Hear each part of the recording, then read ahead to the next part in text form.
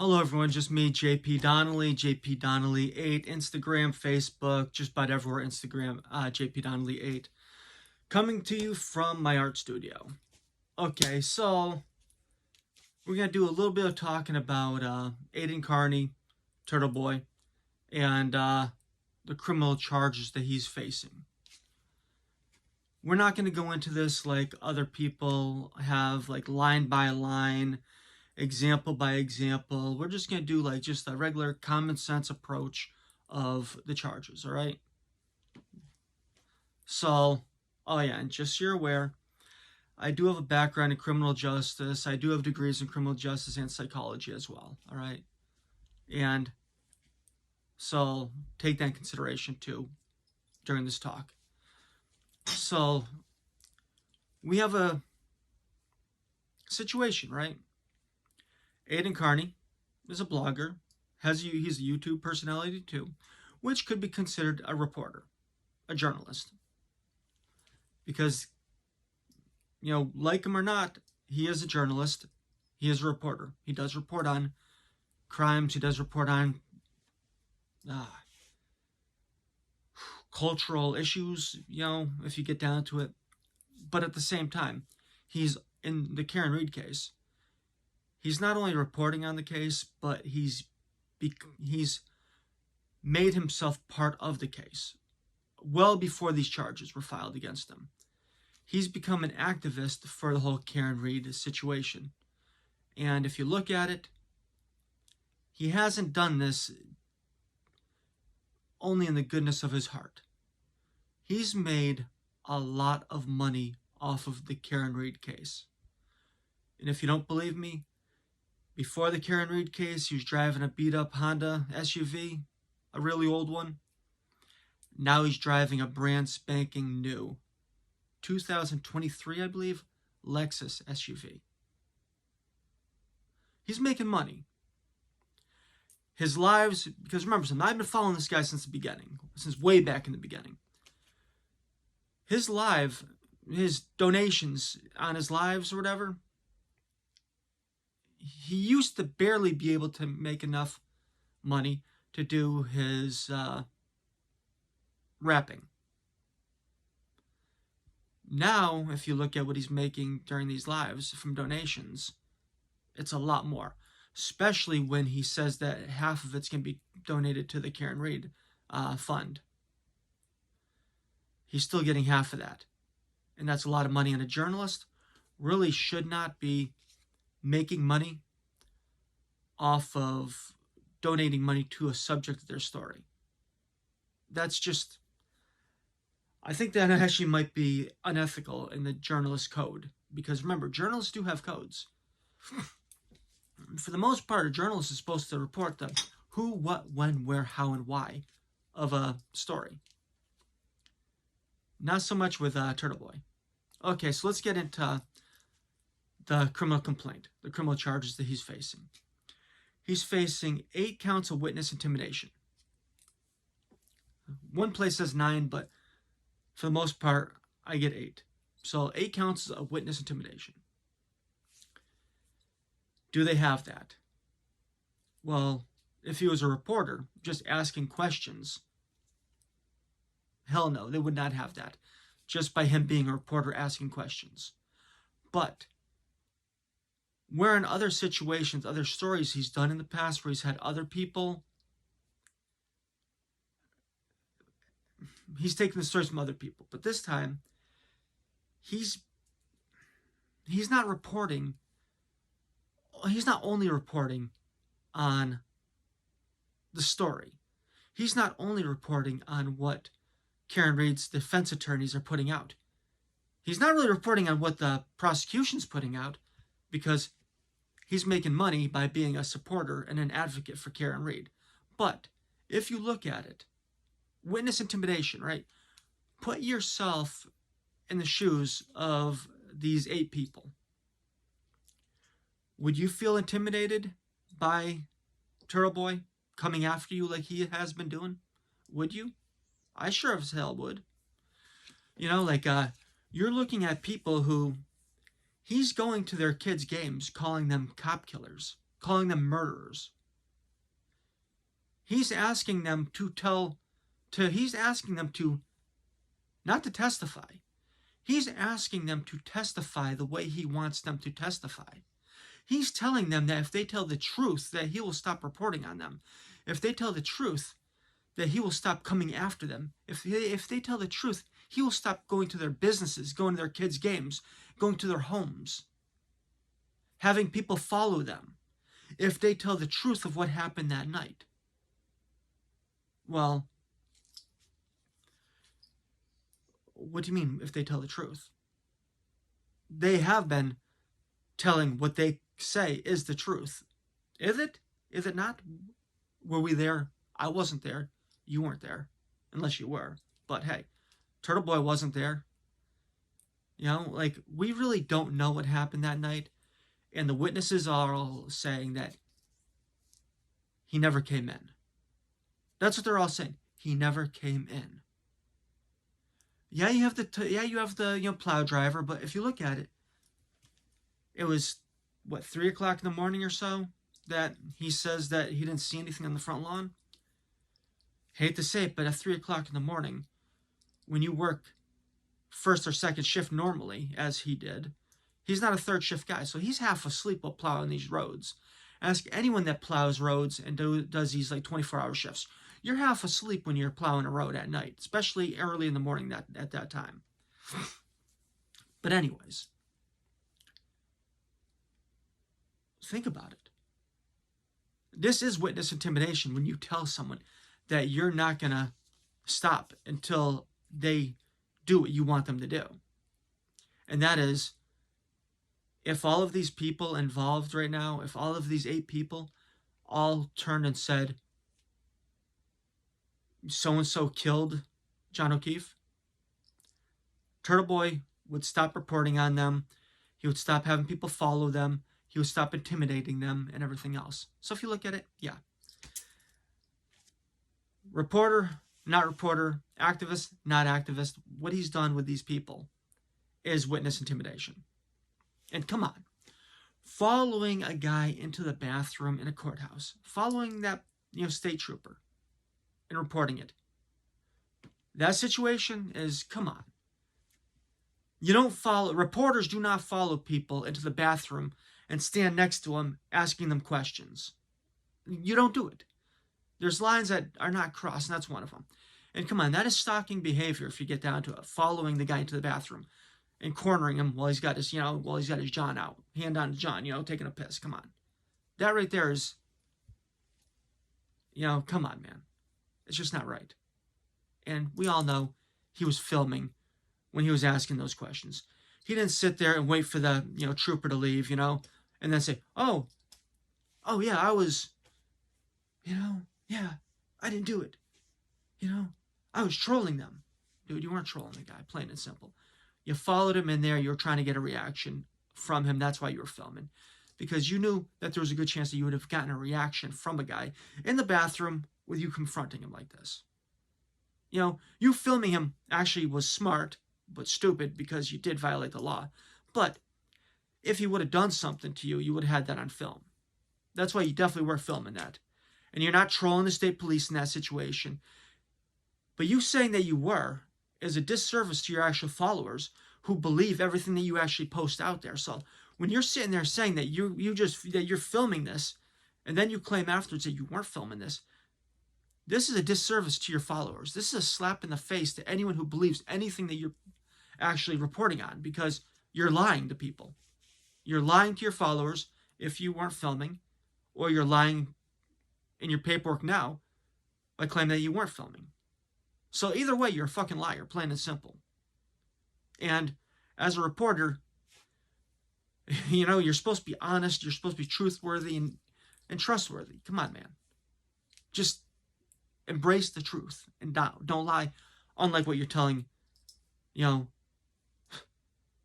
victims in your witness intimidation charge, where you want them to tell the truth. Well, how about you start telling the truth as a reporter? And realistically, if he was killed in the house,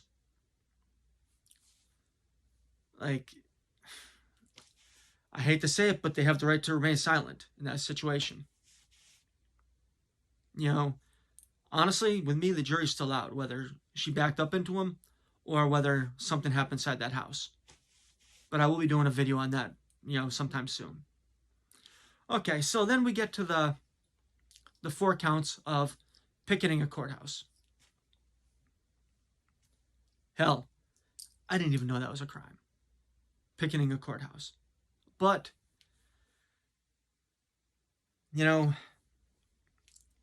journalists show up to pickets.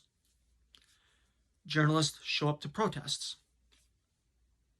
Journalists are not the ones that actually, set up the protest. That's not what journalists do. That's what activists do. So, TurtleBoy, are you a journalist or are you an activist? In a situation, in a case like this, you have to pick whether you're going to be a journalist or an activist. Which one are you? Because setting up rolling rallies and setting up pickets outside the courthouse and everything else, that's activism, which I believe is protected under the First Amendment of the Constitution anyways. But that is activism. Whether I agree with the law or not, it is the law. And on top of it, you're putting pressure where you're putting pressure, and you know what you're doing. Okay, now we're going into the 1 count of conspiracy. You fucked up. You fucked up on this conspiracy case. Usually, you're smarter than this. Usually, you don't put out, you're being watched. You know that you're stepping on people's feet. And you go out there and you request someone to do something illegal. You request someone to run a license plate. That is highly illegal, and there's reasons for it being highly illegal. And that's stalking behavior. That's stalking. So, what you should have done, if you're smarter, you should have taken the picture of the Jeep in front of that house, and then you should have just gone over to the person's house and taken a picture of the Jeep in their driveway. You did not need to have the dispatcher run the license plate.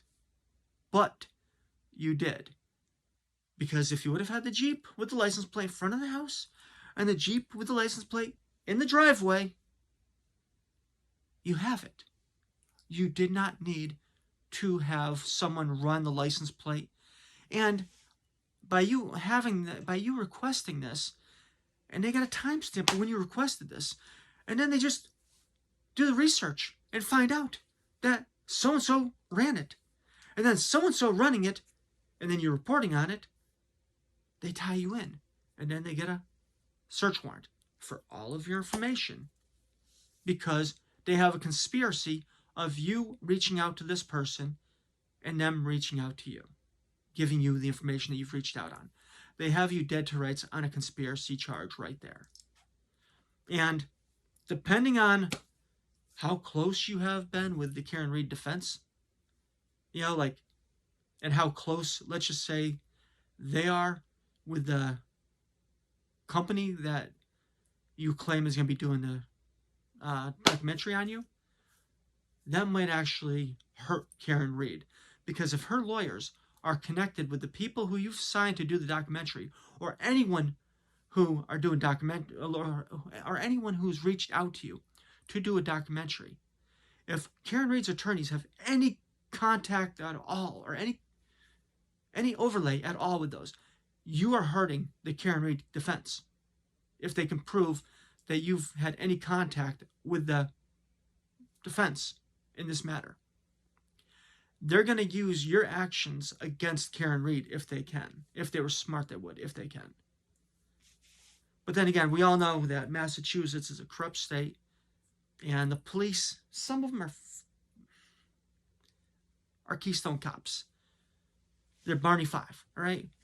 Except for they shouldn't even have one gun in their revolver, right? Andy would be like, no. you're just going to sit here and watch the inmates.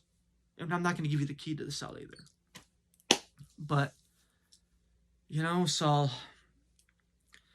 when you look at this, right?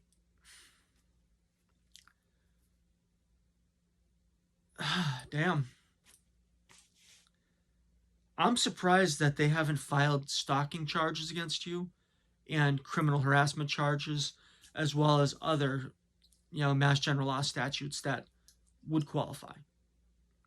And when you get down and you say, and your followers say, the judge said that this did not qualify for a harassment prevention order, there's a problem with that statement. A harassment prevention order is a civil order. It's not a criminal statute, which means that there's no juries involved and everything else, and you have to actually prove certain elements to get a 258E harassment prevention order. If you don't believe me, look up Mass General Law 258E harassment prevention order, and then also look up the Massachusetts General Law of criminal harassment. Both of these statutes have different requirements in order to fulfill them. Criminal harassment is a criminal offense. Harassment prevention order is a civil offense, which means that one, you have a jury, which is the criminal. The other one's just a judge. And with the harassment prevention order, they really didn't want to make it too vague and too broad because a violation of it is a criminal offense. So if you look at a harassment prevention order and you look at the criminal harassment, you're going to realize that they're both two separate offenses. If you look at witness intimidation, the elements of that from Mass General Law, and you look at the elements of the harassment prevention order, you're going to see that they're two separate, different elements of the law. So what that means is, if you listened to the judge when he said you do not qualify for a harassment prevention order as a requirement of what the law states, but what he's done to you is the definition of harassment, and there's other avenues. That's why he got charged with witness intimidation, because witness intimidation was the other avenues that were open to these people, even though the harassment prevention order wasn't.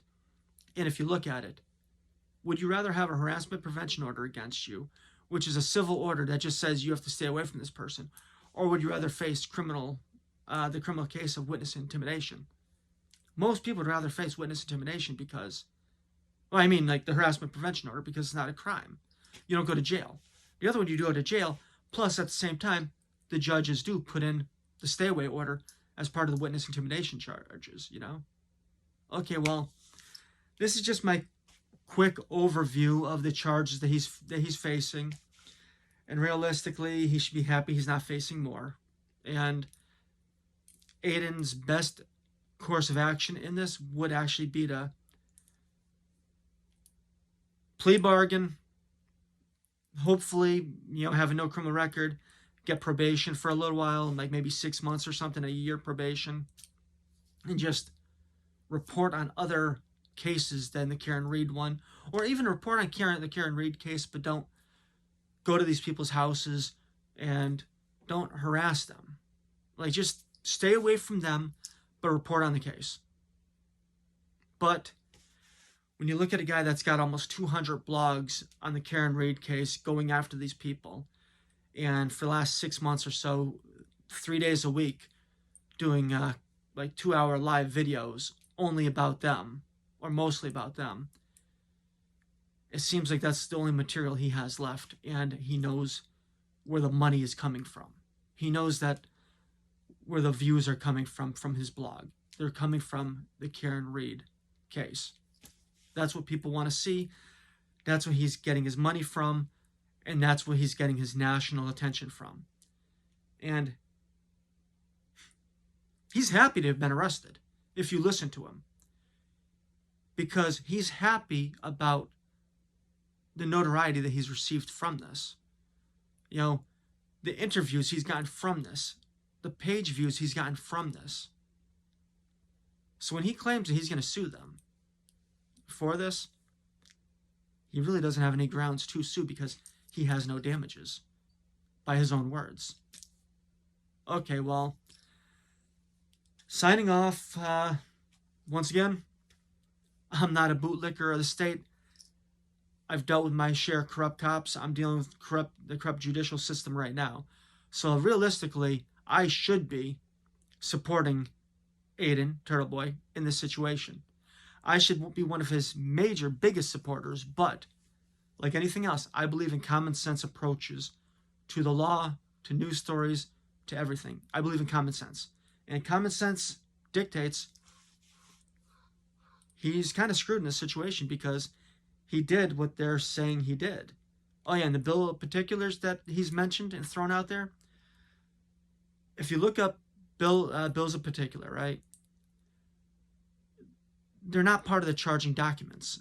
They're what a person's attorney requests from the prosecution after the charges have already been filed, after the arraignment and everything else. And that's where the district attorney's office gathers together what they have and provides it to the defense attorney.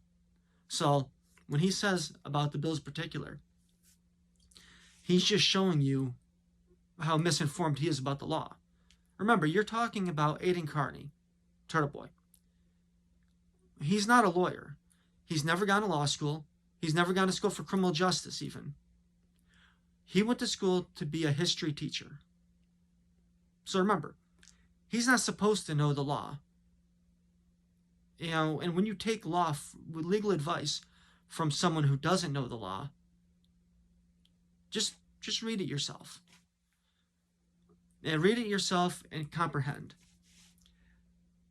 If he did this stuff to you, how would you feel and how would you take it? Oh yeah, and one of the witnesses, the Board of Selectmen guy, do it. He shows up at the meeting trying to get the guy to do something, trying to instigate a fight. Like, trying to shut down the guy's business that the guy's had for 20-something years, the pizza shop. This isn't a pizza shop that opened up last week. 20-something years. You know, like that's... When TurtleBoy sits there and says, nonviolent, nonviolent, nonviolent, but then speaks of violence, that's doublespeak, trying to protect yourself. You know, he wants people to harass these people, but then he says he doesn't. You know, you can't have your cake and eat it too. Okay, yeah, this video is longer than what I expected or what I intended to. Okay, well, have a great night.